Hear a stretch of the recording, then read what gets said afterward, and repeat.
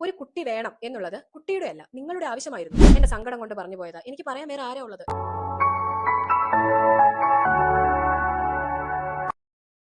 ഒരു വ്യക്തിയുടെ ജീവിതത്തിലെ ഏറ്റവും പ്രധാന കാലഘട്ടം എന്ന് പറയുന്നത് ആ വ്യക്തിയുടെ കുട്ടിക്കാലമാണ്.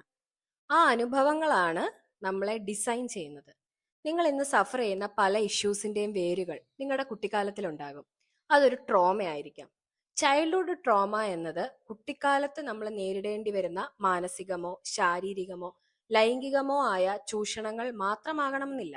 ആഗ്രഹിക്കുന്ന സ്നേഹവും പരിഗണനയും കിട്ടാത്തത്, കാണാനും കേൾക്കാനും പങ്കുവയ്ക്കാനും ആരുമില്ല എന്ന കുഞ്ഞു മനസ്സിന്റെ വേദനകൾ, രക്ഷകർത്താക്കളുടെയോ ചുറ്റുമുള്ളവരുടെയോ ഭാഗത്തു നിന്നും തുടർച്ചയായിട്ട് കേൾക്കേണ്ടി വരുന്ന വേറെ ആരെയെങ്കിലും വെച്ചുള്ള കമ്പാരിസൺ, വിമർശനങ്ങൾ, രക്ഷിതാക്കൾ തമ്മിലുള്ള പ്രശ്നങ്ങൾ, വീട്ടിലെ അംഗങ്ങൾ പരസ്പരമുള്ള വഴക്ക്, ഒഴിവാക്കൽ, എന്ത് പ്രശ്നം ഉണ്ടാകുമ്പോഴും ഫ്രസ്ട്രേഷൻ തീർക്കാൻ വേണ്ടിയിട്ട് കുട്ടികളെ കുറ്റപ്പെടുത്തുന്നത് തുടങ്ങി നമുക്കത്ര വലുതല്ല എന്ന് തോന്നുന്ന കാര്യങ്ങൾ പോലും കുട്ടിക്കാലത്ത് നമ്മുടെ മനസ്സിൽ വലിയ മുറിവുകൾ ഉണ്ടാക്കാം.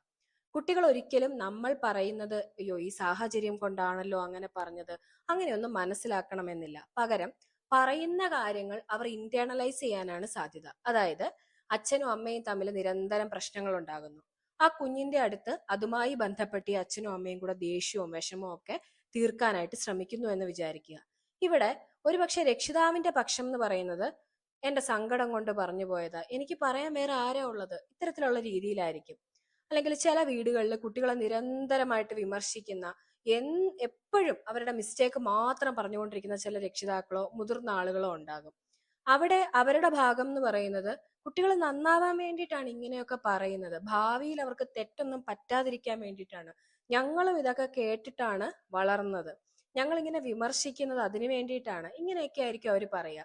എന്നാൽ കുട്ടികൾ ഇത് കാണുന്നത് മറ്റൊരു രീതിയിലാണ്. തന്നെ ഒന്നിനും കൊള്ളില്ല, തനിക്കെന്തോ കുഴപ്പമുണ്ട്, എല്ലാരും പറയുന്നത് കേട്ടാൽ മാത്രമേ എന്നെ ആരെങ്കിലുമൊക്കെ സ്നേഹിക്കത്തുള്ളൂ, ബാക്കി എല്ലാവർക്കും നല്ല ജീവിതം, എനിക്ക് മാത്രമാണ് ഇങ്ങനെയൊക്കെ വരുന്നത്. ഇങ്ങനത്തെ ചിന്തകളാകാം കുട്ടികളിൽ ഉണ്ടാകുന്നത്.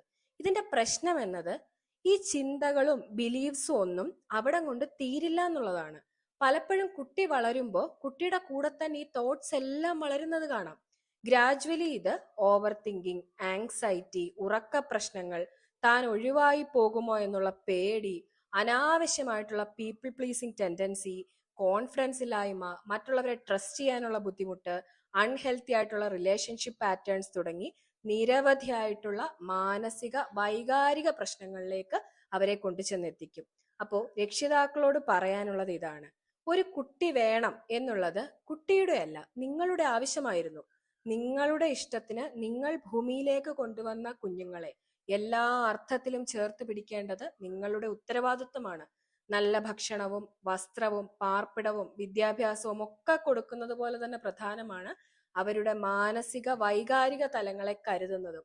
കുട്ടികൾക്ക് വേണ്ടി നിങ്ങൾ കഷ്ടപ്പെടുന്നുണ്ടാകും, നിങ്ങളുടെ ഇഷ്ടങ്ങളൊക്കെ ത്യജിക്കുന്നുണ്ടാകും, കഴിയുന്നതെല്ലാം ചെയ്യുന്നുണ്ടാകും. പക്ഷെ അവർക്കത് മനസ്സിലാക്കി കൊടുക്കുക കൂടി വേണം. അവരെ കാണാനും കേൾക്കാനും അറിയാനും അവരുമായിട്ട് കൂട്ടുകൂടാനും നിങ്ങൾക്ക് കഴിയണം. അവരെ നിങ്ങൾ മറ്റാരേക്കാളും മറ്റെന്തിനേക്കാളും സ്നേഹിക്കുന്നുവെന്ന് വിലമതിക്കുന്നുവെന്ന് അവരെ ബോധ്യപ്പെടുത്തി കൊടുക്കാൻ കഴിയണം. പേരന്റിങ്ങിൽ ശരി തെറ്റ് എന്നൊന്നും പൂർണ്ണമായിട്ട് നമുക്ക് കാറ്റഗറൈസ് ചെയ്യാൻ കഴിയില്ല.